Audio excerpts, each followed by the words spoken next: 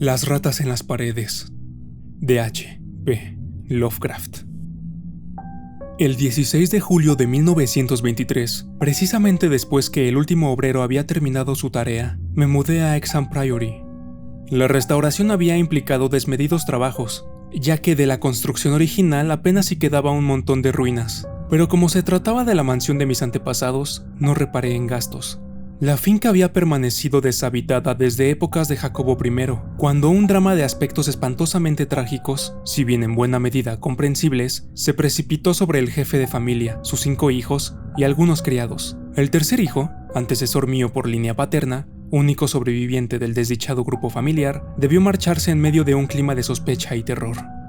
Como el único heredero estaba acusado de asesinato, la finca fue a manos de la corona. El legítimo dueño no hizo el menor esfuerzo por defenderse o recuperar la propiedad, enloquecido por un horror más substancial que el que podía emanar de su propia conciencia o de la ley. Obsesionado por expulsar de su memoria y de su vista aquella mansión, Walter de la Poer, 11º barón de Exham, se fue a Virginia para establecerse y fundar la familia que un siglo después era conocida con el nombre de la Poer. Exham Priory quedó abandonado y con el tiempo engrosó el inventario de propiedades de la familia Norris. La original arquitectura de la mansión la hizo objeto de continuados estudios. Constaba de torres góticas que se levantaban sobre una infraestructura sajona o romántica con cimientos que, por su parte, congregaban una mezcla de estilos: romano, druida o el címbrico originario, si es posible atenerse a las leyendas.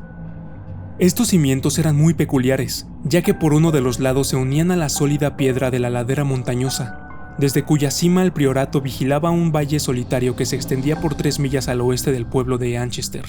Los arquitectos y artistas se entretenían embelesados en el estudio de aquella extraña pieza de épocas remotas, pero los lugareños la odiaban con oscura inquina. Era un odio que se arrastraba desde hacía siglos, cuando aún moraban allí mis antepasados, y que perduraba hasta ahora, cuando el abandono la había llevado casi a desaparecer, tragada por el musgo y la vegetación. Antes que pasara un día desde mi llegada, la gente de Anchester ya me había hecho saber que yo era el descendiente de una familia maldita. No obstante, ya esta semana, los obreros han hecho desaparecer lo que quedaba de Exham Priory, y ahora se afanaban por borrar las huellas de sus cimientos. Siempre he estado al tanto de la historia real de mi estirpe familiar. Sé muy bien que el primero de mis antepasados norteamericanos se refugió en las colonias perseguido por una atmósfera de extrañas sospechas. Los detalles, en cambio, se me escapan, puesto que han sido sepultados por la reticencia que sobre ellos mantuvo durante generaciones la familia de la Poer. Contrariamente a lo que le sucede a los colonos de las cercanías, es raro que nos vanagloriemos de antepasados que participaron en las cruzadas, o de incluir en nuestra estirpe héroes medievales o renacentistas.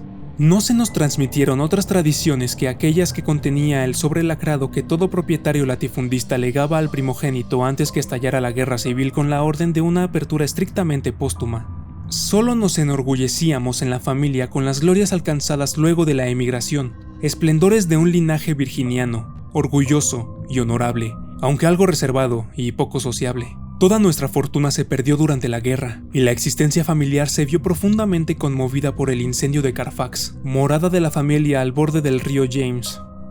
Mi anciano abuelo murió entre las llamas, y con él se consumió el sobre lacrado que nos ataba al pasado. Aún hoy recuerdo el incendio. Mis ojos de 7 años contemplaban alterados a los soldados federales vociferar, a las mujeres contorsionarse desvalidas, y a los negros rezando y dando alaridos. Mi padre era soldado del ejército, y combatía en la defensa de Richmond. Luego de infinitas gestiones, mi madre y yo conseguimos trasponer las líneas enemigas y juntarnos con él. Al finalizar la guerra, nos dirigimos al norte, de donde era oriunda mi madre, y allí me hice grande, y, a la larga, como corresponde a cualquier yanqui perseverante, me hice rico. Ni mi padre ni yo nos enteramos jamás del contenido del sobre testamentario. Por mi parte, atrapado por el rutinario devenir de las actividades mercantiles de Massachusetts, perdí todo interés en los misterios que, seguramente, ocultaba mi árbol genealógico. Con cuánto alivio habría entregado Exham Priory a los murciélagos, a las telarañas, al musgo y a la vegetación, si hubiese tenido, aunque fuese, una remota idea de lo que se escondía tras sus muros. Mi padre falleció en 1904, y no dejó mensaje alguno para mí, ni para mi hijo único, Alfred, un chico de 10 años y huérfano de madre. Fue precisamente Alfred quien produjo una moderada revolución en la transmisión de la historia familiar. Pese a que yo solo había conjeturado esporádica y burlonamente con él sobre este tema, cuando fue enviado a Inglaterra en 1917 como oficial de aviación, me escribía constantemente contándome algunas leyendas ancestrales muy interesantes. Según lo que me refería, circulaba sobre los Delaporte una exótica y bastante siniestra historia. Un compañero de mi hijo, el capitán Edward Norris, del Cuerpo Aéreo Real, vivía cerca de la mansión familiar, en Anchester, y conocía unas supersticiones campesinas que harían las delicias de cualquier novelista truculento.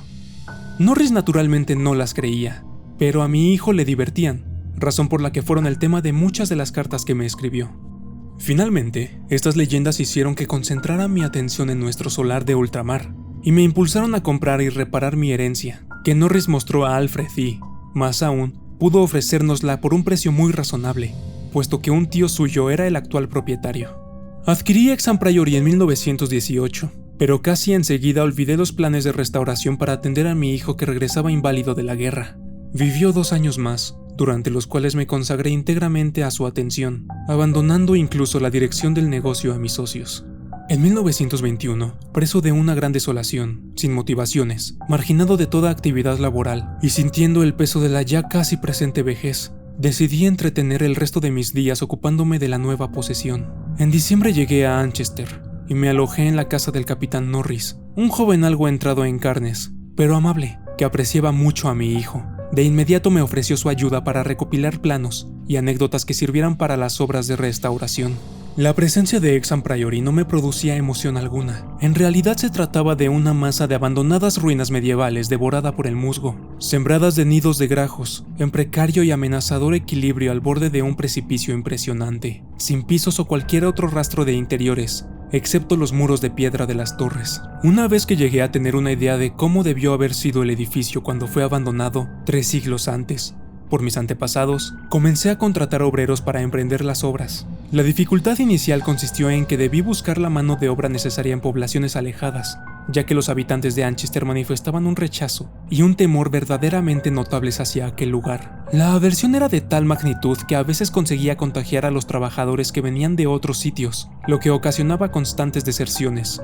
El sentimiento se proyectaba tanto al priorato como a la familia originariamente propietaria del solar. Mi hijo me había contado que durante sus visitas al pueblo, la gente se había mostrado algo retraída con él, debido a que era un Delaporte. Por análoga razón, ahora yo experimentaba el mismo recibimiento que persistió hasta que logré convencerlos que casi ni tenían noticias de mis antepasados. No obstante, los vecinos no se mostraban hospitalarios conmigo, razón por la cual recurrí a Norris para recopilar todas las tradiciones populares que aún seguían circulando. Lo que no me podían perdonar era que yo hubiese venido a restaurar lo que para ellos era el máximo emblema del aborrecimiento. Más o menos oscuramente, para todos ellos, Hexham Priory no era más que una cueva de monstruos. Resumiendo todas las historias que Norris había reunido para mí y agregándoles el testimonio de investigadores que a su debido tiempo habían visitado las ruinas, llegué a la conclusión de que Hexham Priory se había levantado sobre el sitio que en otro tiempo había ocupado un templo prehistórico. Una construcción druida, incluso contemporánea de Stone Age. A casi nadie le quedaban dudas de que en aquel lugar se habían celebrado abominables ceremonias, y que tales prácticas habían pasado al culto de Cibeles, introducido tiempo después por los romanos. Todavía eran legibles en las paredes del sótano inscripciones tan inconfundibles como Diu, Ops, Magna, Mat, signos de la Magna Mater, culto tenebroso vanamente prohibido por los ciudadanos romanos. Anchester había sido sede de la Tercera Legión Augusta, según lo probaban numerosos restos, y de acuerdo a precisos indicios del templo de Cibeles, debió ser una imponente construcción que congregaba innumerables fieles para las ceremonias que eran presididas por un sacerdote frigio.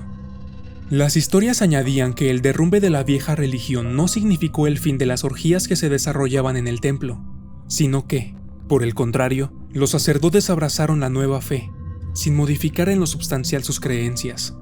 También se sostenía que los ritos no habían cesado con la llegada de los romanos.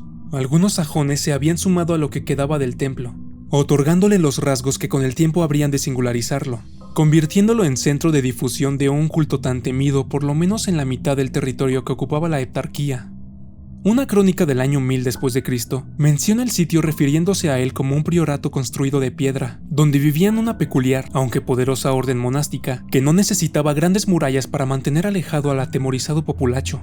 Los daneses nunca llegaron a destruirlo, aunque seguramente su suerte debió desvanecerse luego de la conquista normanda. ya que no hubo impedimento alguno para que en 1261 entregara la propiedad a mi antepasado Gilbert de la Poer, primer barón de Hexham. De mi familia, en especial, no conseguí testimonios adversos, pero algo extraño debió ocurrir por entonces. Otra crónica, esta vez de 1307, habla de un de la Poer al que califica de renegado de Dios. Por su parte, las leyendas populares denotan un miedo pánico a decir cualquier cosa sobre el castillo que se erigió sobre el templo y el priorato. Los cuentos que circulaban sobre el lugar eran especialmente espeluznantes, terror que enfatizaban con la reticencia y evasivas que ostentaban. En ellos, mis antepasados aparecen como una estirpe de demonios frente a los cuales Giles de Retz o un Sade no eran más que aprendices. También se les atribuía responsabilidad en la desaparición de aldeanos, y esto durante varias generaciones. Según esta tradición, los peores fueron los varones y sus directos herederos. La mayor parte de las historias se referían a ellos. Si un descendiente mostraba inclinaciones más benévolas, seguramente fallecía a edad temprana, y de modo misterioso para no dejar sitio a otro descendiente que hiciera más honor al apellido.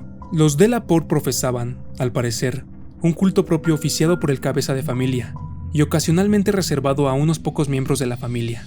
En dicho culto participaban también quienes ingresaban al núcleo familiar por la vía del matrimonio. Lady Margaret Trevor de Cornualles, la mujer de Godfrey, segundo de los hijos del quinto barón, terminó siendo una de las brujas más famosas entre los niños de todo el país y la diabólica heroína de un viejo y macabro romance aún en circulación cerca de la frontera galesa. También había ingresado a esa literatura popular la historia de Lady Mary de la Poer, quien a poco de casarse con el barón de Shrewsfield, fue asesinada por este y su madre. Poco después los asesinos fueron absueltos, y bendecidos por el sacerdote al que confesaron todo lo que no se atrevían a decir en público. Esas leyendas y romances, propios de la más ramplona superstición, me desagradaban profundamente. La persistencia de adherirse a generaciones y generaciones de mis antepasados me parecía especialmente irritante. Porque si bien las acusaciones de costumbres monstruosas eran constantes, el único escándalo conocido entre mis antepasados más inmediatos era el de mi primo, el joven Randolph de la Poer de Carfax, quien se había ido a vivir con los negros haciéndose oficiante de un rito vudú tras su regreso de la Guerra de México. Muchísimo menos me interesaban las historias sobre alaridos y aullidos en el Valle Solitario, y siempre barrido por el viento, que comenzaba a extenderse al pie del precipicio de piedra caliza. Tampoco las que se entretenían en referir los fétidos olores que despedían las tumbas luego de las lluvias de la primavera, o el ululante objeto blanco que el caballo de Sir John Clave había pisado una noche, o sobre el criado que había perdido el juicio como consecuencia de algo indefinible que había visto a plena luz en el priorato. Todo ello no eran más que rezagos de historias fantásticas, de esas que prenden tanto en el vulgo, y por entonces yo era un escéptico de una sola pieza. No descartaba del todo los relatos sobre aldeanos desaparecidos, pero no me resultaban especialmente significativos en el contexto de las prácticas medievales. Ciertas historias resultaban muy pintorescas, y lamenté no haber estudiado más mitología comparada en mi juventud. Circulaba, por ejemplo, la creencia que una legión de diablos con alas de vampiros se congregaba todas las noches en el priorato para concelebrar sus aquelarres. Se alimentaban con verduras, lo que explicaba la desmesurada abundancia de hortalizas ordinarias que se cultivaban en los enormes huertos. La más impactante de todas las historias en boga era la referida a la dramática epopeya de las ratas. Un arrasador ejército de obscenas alimañas que habían brotado de las entrañas del castillo, 3 meses después de la tragedia que lo llevó al abandono.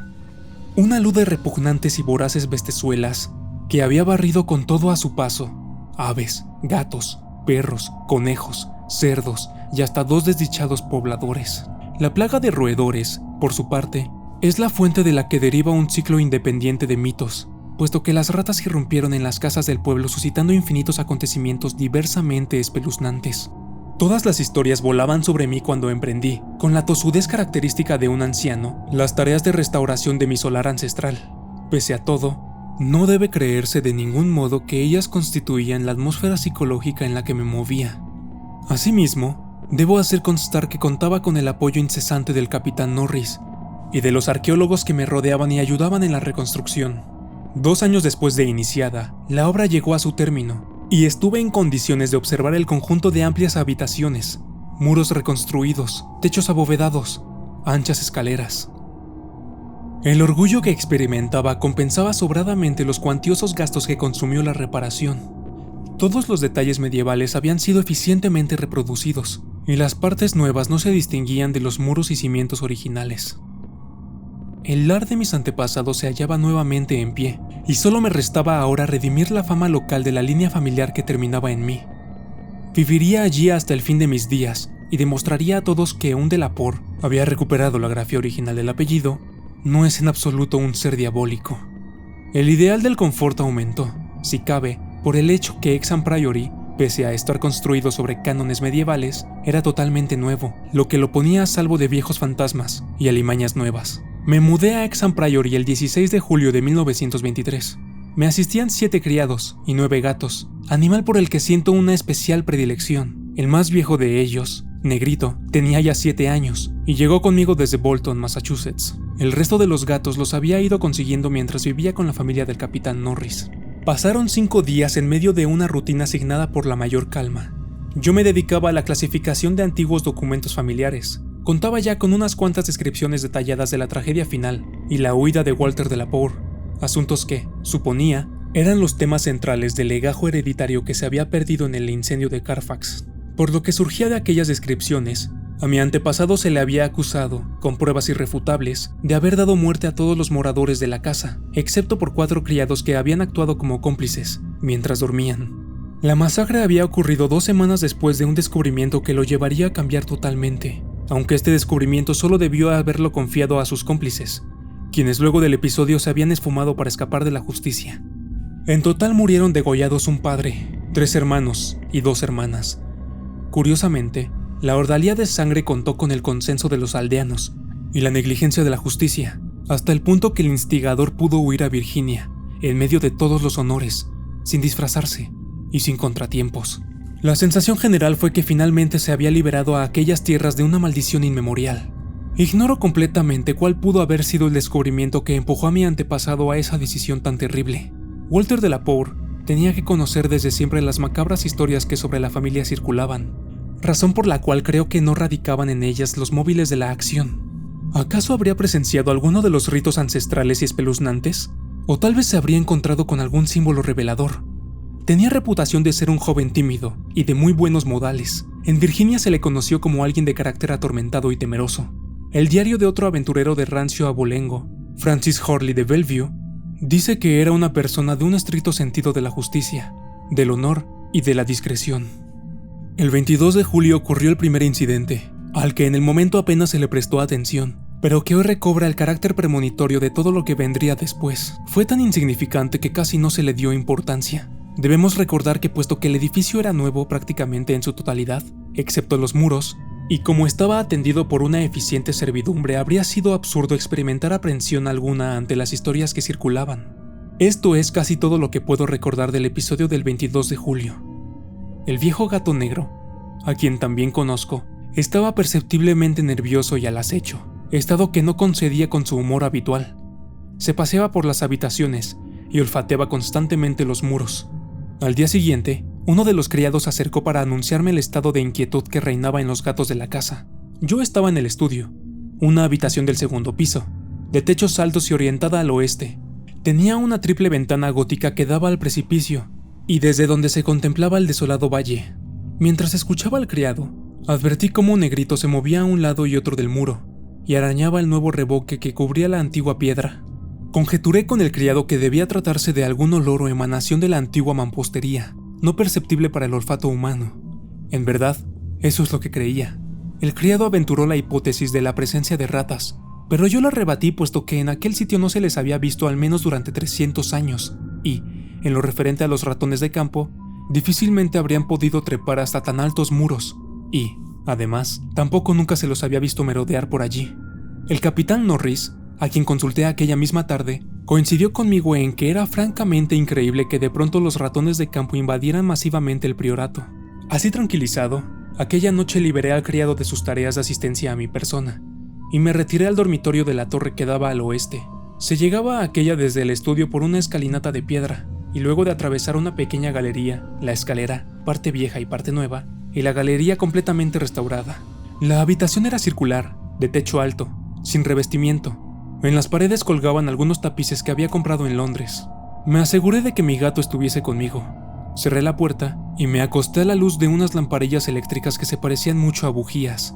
Poco después apagué la luz y me hundí en la mullida cama, sintiendo el peso del gato a mis pies. No cerré las cortinas, así pude mantener la mirada perdida en la angosta ventana que daba al norte. Un preanuncio del amanecer se dibujaba en el cielo. Poco después debí quedarme apaciblemente dormido, pues recuerdo perfectamente salir de profundos y gratos sueños cuando el gato dio un súbito respingo. Pude verlo recortado contra la evanescente luz de la aurora que se dibujaba en la ventana. Mantenía la cabeza tensa, las patas hundidas en mis tobillos. Tenía los ojos clavados en un punto de la pared ubicado al oeste de la ventana, sitio en el que mi vista no encontraba nada digno de referir, pero donde se habían concentrado mis 5 sentidos. Tras unos momentos descubrí el motivo de la excitación de Negrito. No sabría decir si los tapices se movieron o no, aunque en ese momento me pareció que sí. En cambio, no tengo dudas que tras los tapices se oyó un ruido, tenue, pero nítido, como de ratas o ratones escabulléndose precipitadamente. En ese preciso instante el gato se arrojó literalmente sobre el tapiz de colores llamativos, haciéndolo caer y dejando al descubierto un antiguo y húmedo muro de piedra, reparado en varios sectores por los restauradores. De roedores, ningún rastro. El gato olisqueó escrupulosamente el muro, desgarró el tapiz caído e incluso intentó introducir sus garras entre la pared y el zócalo. No encontró nada, por lo que luego de un rato volvió muy fatigado a su posición inicial, a mis pies. Yo no me había movido de la cama, pero no pude volver a dormir en el resto de la noche. Al día siguiente pregunté a la servidumbre si había notado algo anormal durante la noche. Nadie había advertido nada, excepto la cocinera, quien recordaba el extraño comportamiento de un gato que estaba tendido en el alféizar de la ventana. A cierta hora, el gato se había puesto a maullar, despertando a la cocinera justo para verlo lanzarse desesperado escaleras abajo.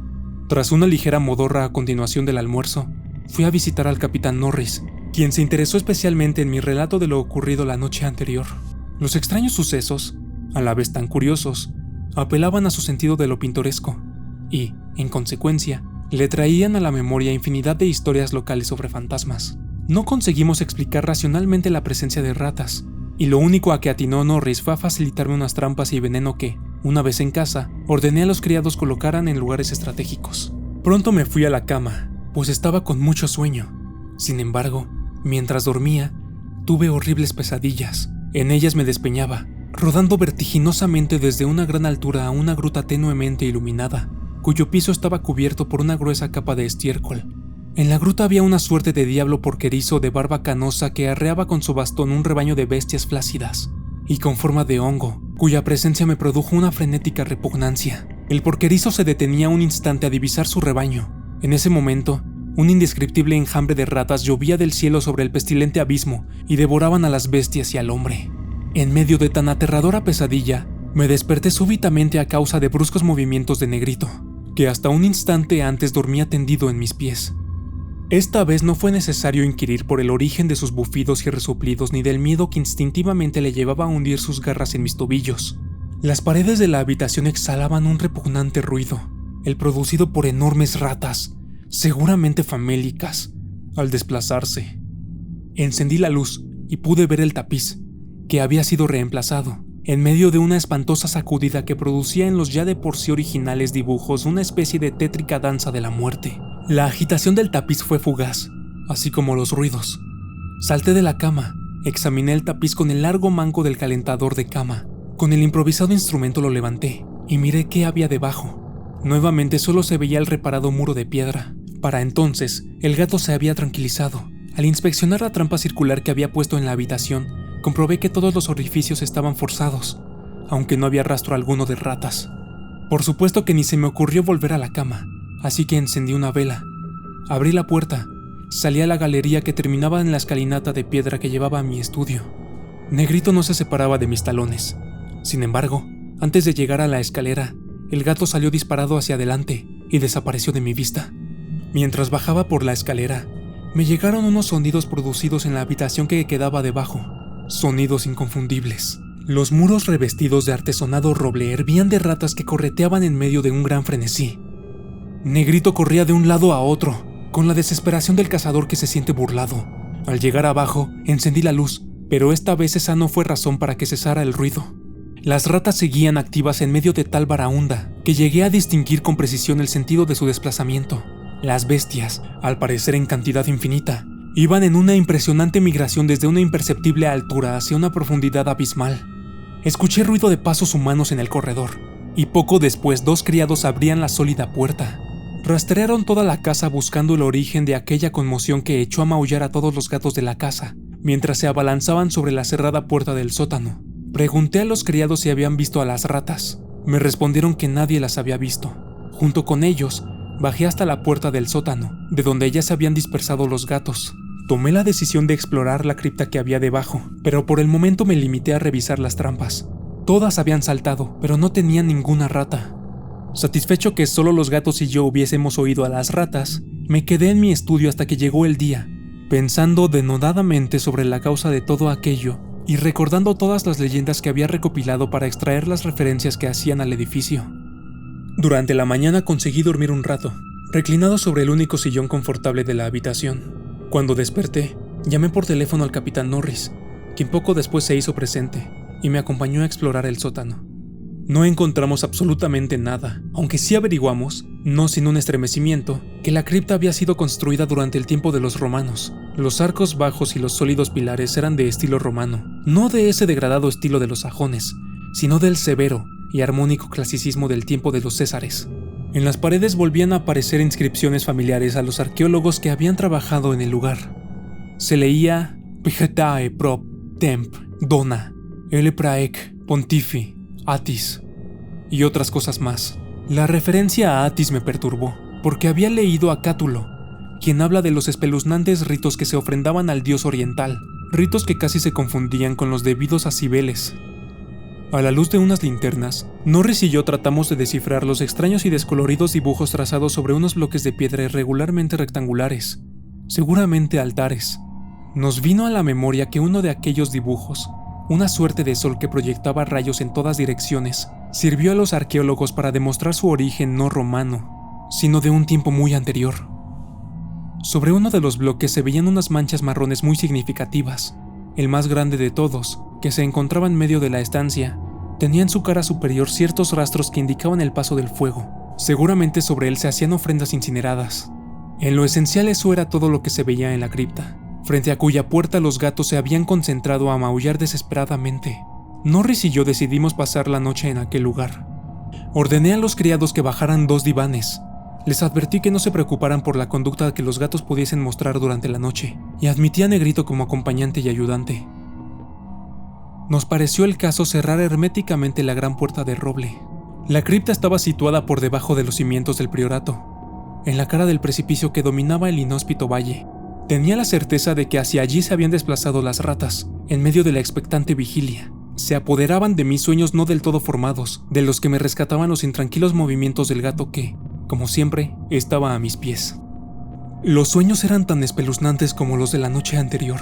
Otra vez aparecía la siniestra gruta, el porquero con sus inmundas bestias osando en el estiércol. Podía ver con más precisión la fisonomía de estas.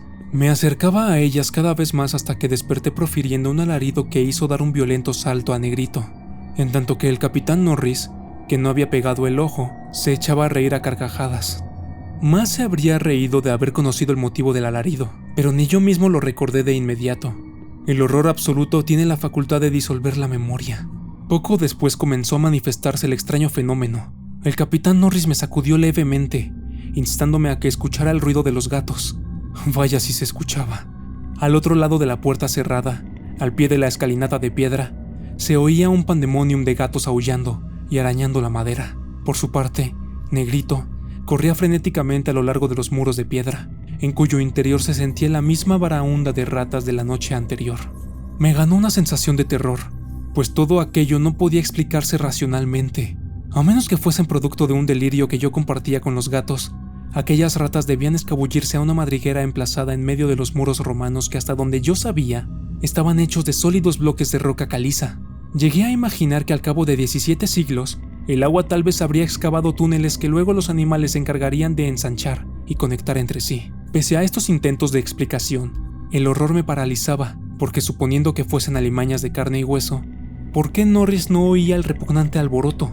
¿Por qué solo me pidió que observara a Negrito y que escuchara los maullidos de los gatos de afuera? Cuando estuve en condiciones de confiarle, lo más racionalmente posible, lo que creía estar oyendo, hasta mis oídos llegó el último acorde del escalofriante barullo. Ahora el ruido parecía apagarse. Se oía aún más bajo, mucho más bajo del sótano, hasta el extremo que todo el precipicio parecía acribillado por ajetreadas ratas. Norris no estaba tan escéptico como yo había supuesto. Parecía profundamente agitado. Durante señas me comunicó que había cesado el alboroto de los gatos. Otra vez cazadores defraudados. Mientras tanto, Negrito era invadido nuevamente por el desasosiego y se ponía a escarbar tenazmente en la base del gran altar de piedra. En ese momento mi terror llegaba al paroxismo. El capitán Norris, hombre mucho más joven y fornido, y presumiblemente bastante más pragmático que yo, también se veía inquieto, tal vez porque conocía muy bien las leyendas locales. Ambos nos limitábamos a observar cómo Negrito hundía sus garras, cada vez más con menos entusiasmo, en la base del altar. De tanto en tanto alzaba la cabeza, me miraba y maullaba. Norris acercó una linterna al altar para examinar de cerca el sitio donde el gato excavaba. Se arrodilló y arrancó unos líquenes que seguramente estaban allí desde hacía siglos. Pero, pese a mucho escarbar, no encontró nada singular, y cuando volví a levantarse, advertí algo trivial que, sin embargo, hizo que me estremeciera. Comuniqué el descubrimiento a Norris, y ambos nos pusimos a investigar el hallazgo casi imperceptible con el entusiasmo propio de quien se encuentra con una pista que confirma lo acertado de sus sospechas. Se trataba de lo siguiente. La llama de la linterna que reposaba sobre el altar se movía, tenue, pero perceptiblemente, por acción de una corriente de aire que sin duda había comenzado a soplar por la ranura que había entre el suelo y el altar, precisamente en el sitio donde Norris había estado desbrozando los líquenes. Concluimos la noche en el estudio, discutiendo los próximos pasos que debíamos emprender. El descubrimiento de aquella cripta, que había pasado inadvertida a los especialistas que durante siglos se dedicaron a explorar el edificio, nos produjo una considerable excitación. Por cierto que éramos profanos en todo lo que se relacionara con lo siniestro, circunstancia que nos colocaba ante un dilema: abandonar cualquier acción ulterior, y el propio priorato, en nombre de una precaución supersticiosa, o alimentar nuestro sentido de la aventura y el riesgo, fuesen cuales fueren los horrores que nos depararan aquellos insondables abismos. De mañana llegamos a un acuerdo. Buscaríamos en Londres científicos y arqueólogos capacitados para desentrañar aquel misterio. Debe decirse también que antes de dejar el sótano hicimos vanos e ingentes esfuerzos por mover la gran piedra del altar central, portada de acceso, como ahora lo reconocíamos, a abismos indescriptibles de horror. A hombres más sabios y más capacitados que nosotros les correspondía develarlos. Permanecimos un largo tiempo en Londres, durante el que dimos a conocer nuestras experiencias, conjeturas y las legendarias anécdotas a 5 calificadas autoridades científicas. Personas que además sabrían tratar con la debida discreción cualquier aspecto delicado del pasado familiar que pudieran revelar las investigaciones. La mayor parte de ellos mostraron gran interés por el asunto. No me parece del caso dar nombre de todos ellos, pero sí puedo decir que entre ellos se encontraba Sir William Brinton, cuyos trabajos en el Troth en su momento conciliaron la atención de todo el mundo. Durante el viaje en tren con ellos rumbo a Anchester, se apoderó de mí algo así como un desasosiego, como si estuviera en la víspera de atroces revelaciones. Desazón también se advertía en el rostro de muchos de los norteamericanos que vivían en Londres, por la inesperada muerte de su presidente, ocurrida del otro lado del océano. En la tarde del 7 de agosto llegamos a Hexham Priory. Los criados me informaron que durante mi ausencia no había ocurrido nada digno de curiosidad. Todos los gatos se habían mostrado tranquilos, y ninguna trampa daba muestras de haber sido tocada. Las investigaciones tendrían comienzo al día siguiente. Por el momento me dediqué a asignar a mis huéspedes habitaciones provistas de todo lo necesario para hacer confortable su estadía. De noche me fui a mi habitación de la torre, acompañado por el siempre fiel Negrito. Pronto me dormí y fui asaltado, otra vez, por espantosos sueños. Una de las pesadillas me colocaba en una fiesta romana del tipo de la Trimalción, donde debía presenciar una repugnante monstruosidad sobre una fuente cubierta. Nuevamente volvió, recurrente, la pesadilla del porquero y su hediondo rebaño en la gruta tenebrosa. Cuando desperté ya era de día, y en las habitaciones de abajo no se oía ningún ruido. Las ratas, ya fuesen reales o imaginarias, no me habían molestado. Lo mismo le había pasado a mi gato, que dormía plácidamente a mis pies. Ya abajo, comprobé que en el resto de la casa reinaba la más absoluta tranquilidad. Según la hipótesis de uno de los científicos que me acompañaban, alguien de apellido Thornton, especialista en fenómenos psíquicos, Ello era debido a que en ese momento se me desvelaba lo que determinadas fuerzas desconocidas deseaban que viese, hipótesis que, a decir verdad, me pareció un absurdo. Todo estaba listo, así que a eso de las 11, los 7 hombres que formábamos el grupo, cargando focos electrónicos y herramientas para excavación, bajamos al sótano y cerramos con llave la puerta tras nosotros. También nos acompañaba Negrito. Poca atención prestamos a las inscripciones y a los dibujos del altar. 3 de los científicos ya lo habían visto, y los demás estaban al tanto de sus características. En cambio, el altar central concentró todos los esfuerzos. Luego de 1 hora de duro trabajo, Sir William Brinton había conseguido desplazarlo hacia atrás empleando una especie de palanca totalmente desconocida para mí.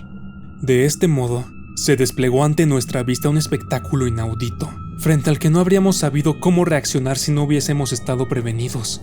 A través de un agujero casi cuadrado cubierto sobre el enlosado suelo y desparramados en un tramo de escalera tan desgastado que parecía casi una superficie plana, con una leve inclinación en el centro, podía verse un espantoso amasijo de huesos humanos, o, por lo menos, semi-humanos.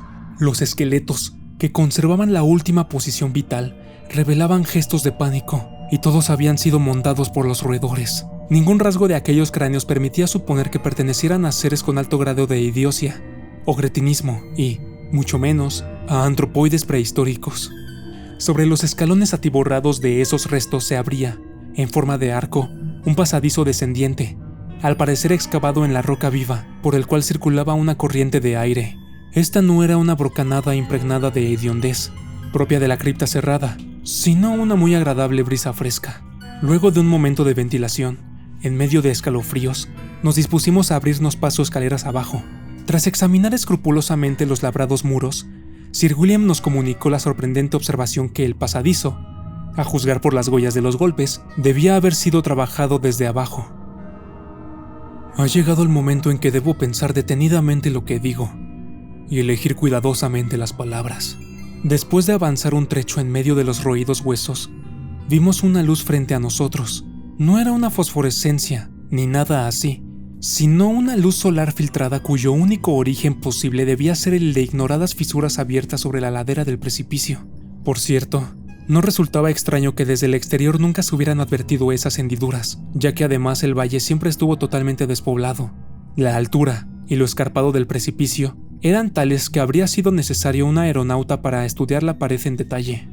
Caminamos unos pasos más, y el espectáculo que se presentó ante nuestra vista nos dejó literalmente sin aliento. Tan literalmente que Thornton, el especialista en fenómenos psíquicos, se desplomó desvanecido en brazos del azorado expedicionario que iba tras él. Norris, lívido e inerte, lanzó un grito inarticulado, y en lo que a mí respecta, creo que emití un resuello o ronquido y me tapé los ojos. El hombre que marchaba a mis espaldas, el único que tenía más edad que yo, pronunció el trillado «Dios mío», con una voz quebrada que aún recuerdo. De toda la expedición, solamente Sir William Brinton conservó la sangre fría, mérito que debe reconocérsele, especialmente si se repara que al encabezar el grupo, debió ser el primero en verlo todo. Estábamos ante una gruta iluminada por una mortecina luz que venía muy desde lo alto y cuya prolongación escapaba a nuestro campo visual. Era un universo subterráneo de insondable misterio y oscuras premoniciones. Podían verse edificaciones y otros restos arquitectónicos. Con una mirada aún enturbiada por el pánico, divisé un singular túmulo, un impresionante círculo de monolitos, ruinas romanas de bóveda baja, los restos de una pira fúnebre sajona y hasta una primitiva construcción inglesa de madera. Pero todo esto era trivial ante el abominable espectáculo que se extendía hasta donde la vista podía llegar. Una demencial maraña de huesos humanos, o de aspecto humano, igual a los que habíamos visto antes, como si fuera un espumante mar. Los huesos cubrían todo. Unos estaban sueltos, otros aún permanecían articulados en esqueletos que detonaban posturas de diabólico frenesí, de repeler ataques o de consumar intenciones caníbales. El Dr. Trask, el antropólogo del grupo, intentó identificar los cráneos, pero se encontró con una degradada mezcolanza que le causó gran perplejidad. La mayoría de ellos pertenecían a seres muy anteriores al hombre de Piltdown, aunque de todos modos estaba fuera de toda discusión su origen humano. Muchos eran de grado superior, y solo algunos podían atribuirse a seres con cerebro y sentidos plenamente desarrollados.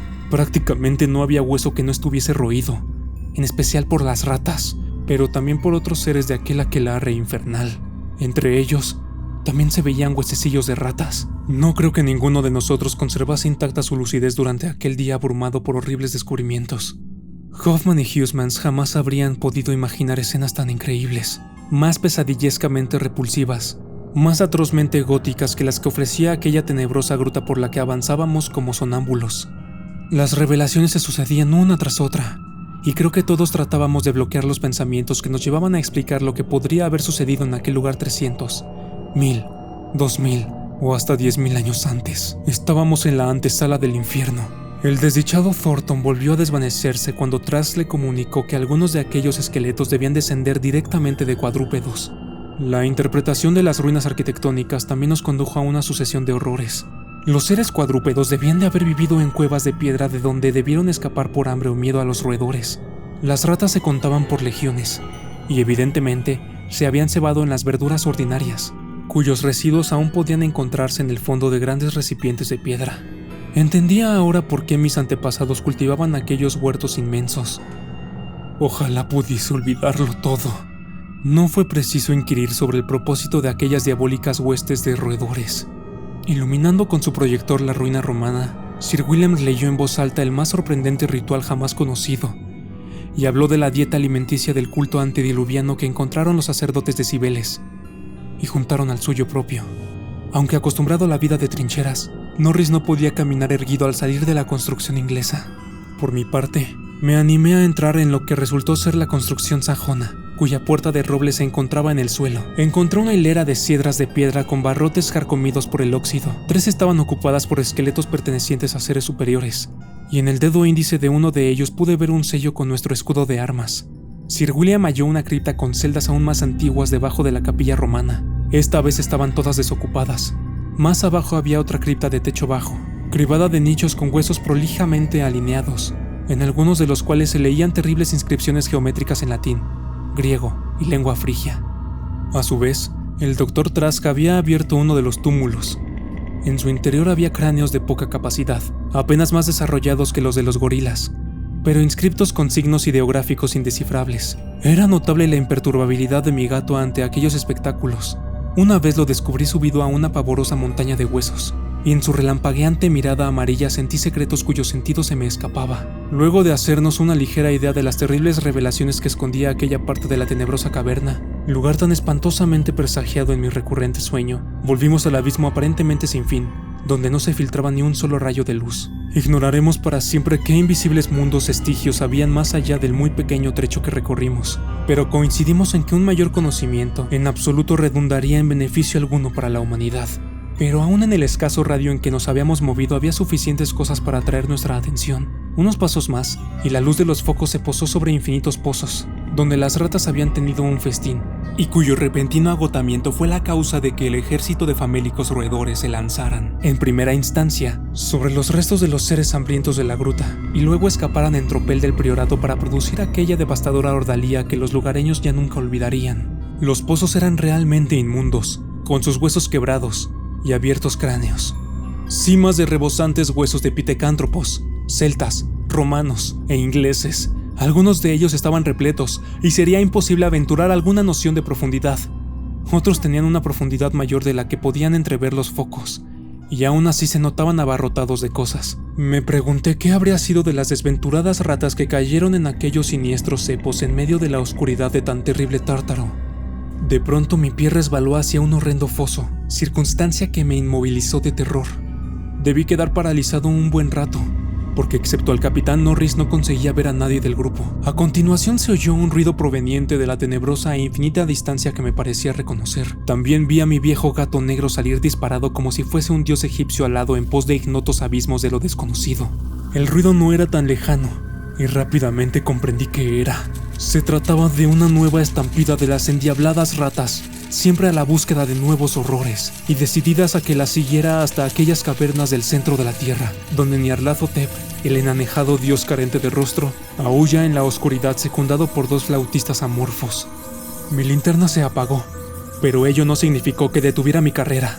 Escuchaba voces, alaridos, ecos, pero dominándolo todo se oía el siniestro e inconfundible corretear, al principio tenuemente, luego con mayor vértigo, como un cadáver rígido e hinchado deslizándose tranquilamente por un río de grasa que se escurre bajo infinitos puentes de ónix, hasta volcarse súbita e inconteniblemente en un negro y putrefacto mar. Sentí que algo flácido y redondo me rozaba. Las ratas, el viscoso, gelatinoso y voraz ejército que se nutre de vivos y muertos.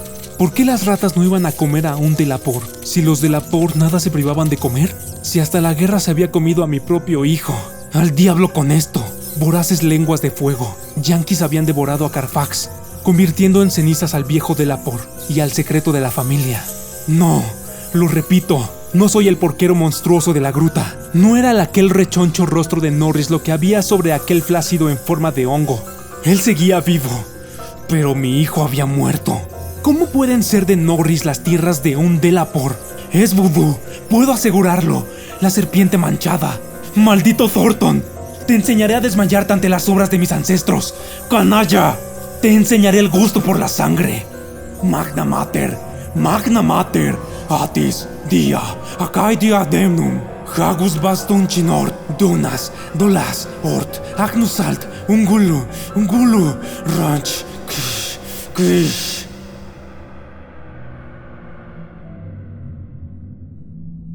Según dicen, esas son las cosas que yo musitaba cuando me encontraron en medio de las tinieblas. 3 horas después, me encontraba en cuclillas sobre el cuerpo a medio devorar del capitán Norris, y Negrito se abalanzaba sobre mí para clavar sus garras en mi garganta. Pero todo ha pasado ahora. Exam Priory se ha desvanecido en el aire. Me han separado de mi viejo gato negro. Me han confinado en esta enrejada habitación de Hanwell, y sé que corren espantosos rumores acerca de mi mansión y de lo que en ella me ocurrió. Thornton está en una habitación cercana a la mía, pero no me permiten hablar con él. Cada vez que hablo del pobre Norris, me acusan de haber hecho algo terrible. Deberían saber que no fui yo. Deberían saber que fueron las ratas, las sigilosas y famélicas ratas, las que con su incesante ajetreo no me dejan conciliar el sueño. Las ratas diabólicas que se pasan todo el tiempo correteando detrás de los acolchados muros de mi habitación y que me invitan a que las siga en la búsqueda de nuevos horrores que no pueden siquiera compararse con los hasta ahora conocidos. Las ratas que nadie más que yo puede oír. Las ratas de las paredes.